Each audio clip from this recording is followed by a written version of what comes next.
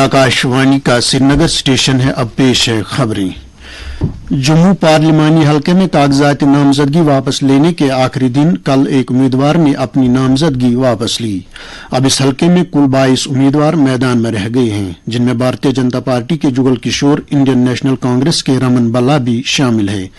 इस हलके में इंतखाबात के दूसरे मरहले के तहत 26 अप्रैल को वोट डाले जाएंगे।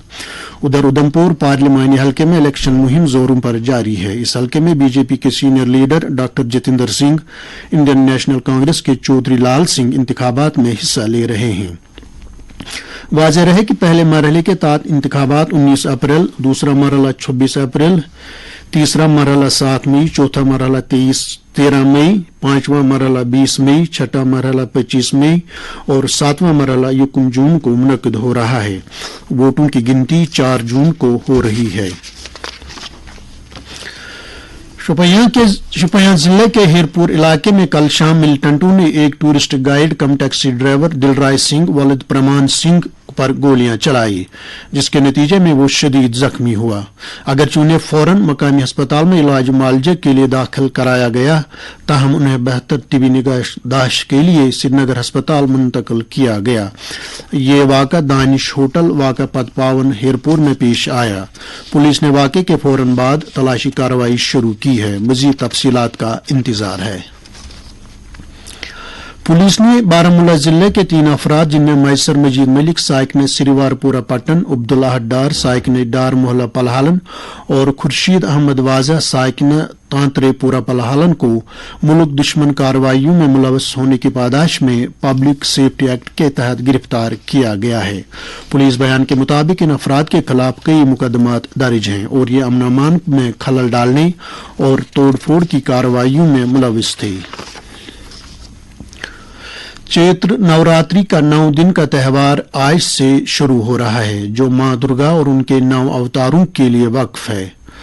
इस सिलसिले में मुल्क के दीगर हिस्सों के साथ साथ जम्मू कश्मीर में भी मंदिरों को खुसूसी तौर पर सजाया गया है।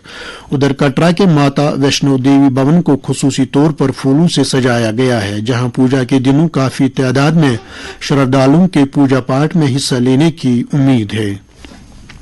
कश्मीरी पंडित बरादरी इस त्यौहार को नवरे यानी नए साल के आगाज के तौर पर मनाते हैं। इस सिलसिले में सुबह सवेरे से ही शारका देवी मंदिर, दुर्गानाथ मंदिर, खेर भवानी मंदिर तुलमुला और टिक्कर मंदिर पर काफी तादाद में श्रद्धालु पूजा पाठ में हिस्सा ले रहे हैं। लेफ्टिनेंट गवर्नर मनोज सिन्हा ने नवरात्रि के मौके पर आवाम को मुबारकबाद दी है। चीफ सेक्रेटरी अटल डुल्लू ने जम्मू कश्मीर को हकीकी मानों में नशा मुक्त बनाने के लिए यूटी से मनशियात की तिजारत के मुकम्मल खात्मे के लिए तमाम मुतल्लिकीन के दरमियान इजाफी तालमेल पर जोर दिया है। जम्मू में एनकार्ड की 9वीं सतह की एपेक्स कमेटी मीटिंग से खिताब करते हुए चीफ सेक्रेटरी ने यूटी में ड्रग एडिक्शन सहूलियात की दस्तयाबी के बारे में जानकारी हासिल की। उन्होंने कहा कि कवानीन की खिलाफ वर्जी करने वालों के खिलाफ सख्त कार्रवाई की जानी चाहिए। उन्होंने कहा कि नशीली अद्वियात के कारोबार में मुलविस अफराद को कैफरी किरदार तक पहुंचाया जाना चाहिए। मीटिंग में बताया गया कि जम्मू सूबे में 429 पंचायतों जबकि कश्मीर सूबे में 167 पंचायतों और 2 यूएलबीज को नशा मुक्त बनाया गया है। नीज इस साल मार्च महीने तक 56 अफराद को हिरासत में लिया गया है और 441 मामलात दर्ज किए गए हैं।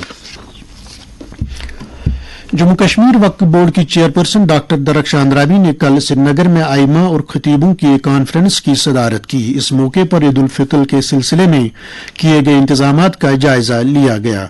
डॉक्टर अंद्राबी ने खतीबों पर जोर दिया कि वो जम्मू कश्मीर में जारी समाजी बिदात पर वाज फरमाएं। उन्होंने कहा कि खासतौर से नई नस्ल को इखलाकी अक़दार से रोशनास कराया जाना चाहिए। नीज हमारे रूहानी पेशवाओं, वलियों और ऋषियों की तालीमात उन तक पहुंचाई जानी चाहिए।